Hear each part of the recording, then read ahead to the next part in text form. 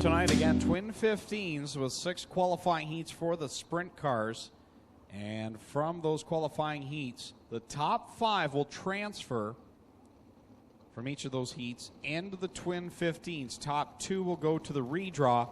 If you do not qualify through the heats, you're done for the night. There are no B mains here tonight, so it's at a premium to get inside the top 5 in the qualifying heats a little bit later on here tonight.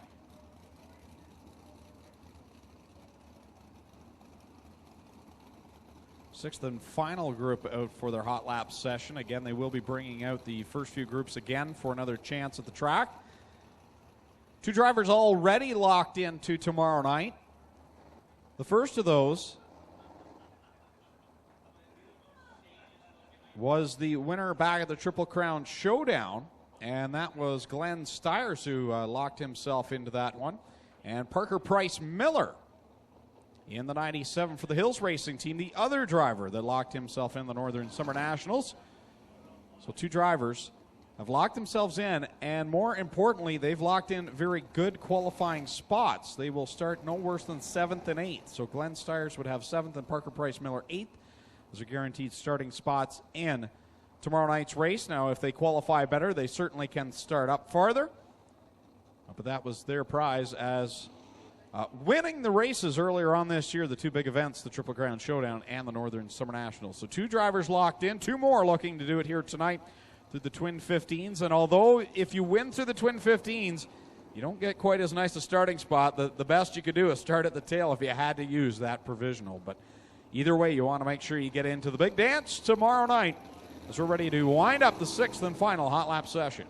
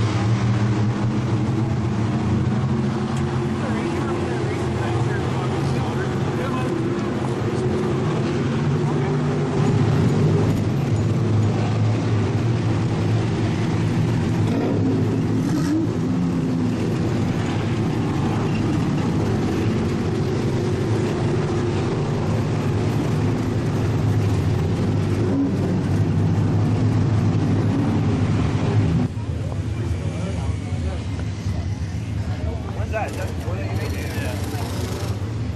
Hey, should have seen him crying at Betty. We about ran into a quarter pipe. Oh, yeah. What happened? I don't know. The come off the trailer was over here. Wow. I don't know. But he, the last couple of years, he wasn't really. Yeah. Bang, bang.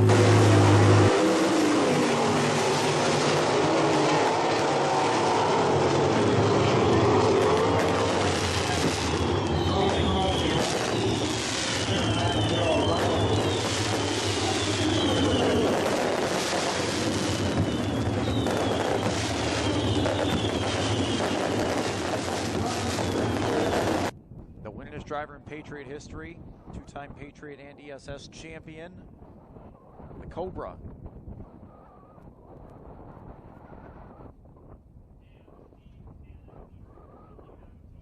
We'll see what Chuck's able to do. He's going to be up against it, and as we said, the only time Chuck has not run the Canadian National Saturday was when he had a hard flip around that area in 06 with Dustin Daggett and had a concussion and could not race the next day. Unbelievable. The start here, just trying to get through hot laps. Mikey Krutchka down there in corner 40. Well, he's out of the car. Make some noise for Chuck. He looks like he's A-okay. We'll get around here and see what happened. I totally missed the incident, but his car here is definitely got some damage. Obviously the wings and such, but it doesn't look too terribly bad. He should be able to get this one back to go. And I've got to wonder if they've got a backup car up in the 45 stable as well. Now, last year, the backup car was run by Joe Trenka, and Trenka finished in 8th.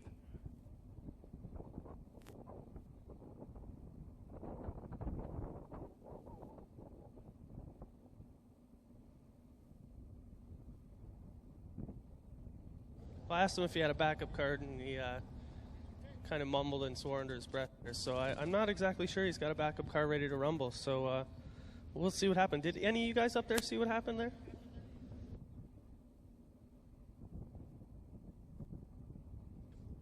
It looked like there was a little issue with some of the other cars on the speedway and who was getting up to speed and where they were mashing the gas, but kind of late in the going. So a little dispute on whether the 45 has a backup car, could use a backup car, but what we know is a driver that has finished in the top 7 in the 6 of the last 7 races here on Saturday night. Guy that's always up front is going to be up against it for sure. He had a strong, he's had good holiday weekends, at least holiday weekends in the U.S. You guys here in Canada don't have these holiday weekends, but the Memorial Day weekend, end of May, he won 2 races. He won 2 races on the Canada Day, Independence Day weekend, and also won 2 Patriot races. So he had a good start to the year, but has not won a feature event since back in July. So it is confirmed there is no changing cars once they take the green flag in a hot lap session. So Chuck can either try and get this car repaired or his night will be done. You know what? The car doesn't really look too terribly bad. The only thing that I see that's concerning on the car right now is the left front shock tower mount has got a heavy crack in it. It's not ripped right off, but if they can get a welder, they could bend that back, tack that back in, throw a bumper on it and a wing and a front axle. It doesn't look too bad, so we might see Chuck back in here after all. Now, I think the problem that he runs into is that time trials is probably 30 minutes away for him. So it's likely he won't be able to time. He'll have to start the back of his heat race and run his way through. And remember, or actually, maybe you don't remember, we didn't bring this up to the on the air yet. 3 drivers do not have an opportunity to run the little feature. Tommy, you can expand on this a little bit. And Chuck is just one of those 3. Yeah, to be eligible for the little feature, you have to have run a 360 race prior to tonight here at Oshweekend this year. And Chuck, one of a very few drivers who hasn't been here yet for a 360 race at Oshweekend in 2015, so he does not have the opportunity to be eligible for the little feature. Pretty much everybody else, other than Sean Donath was another one, and there was a third one that I'm forgetting.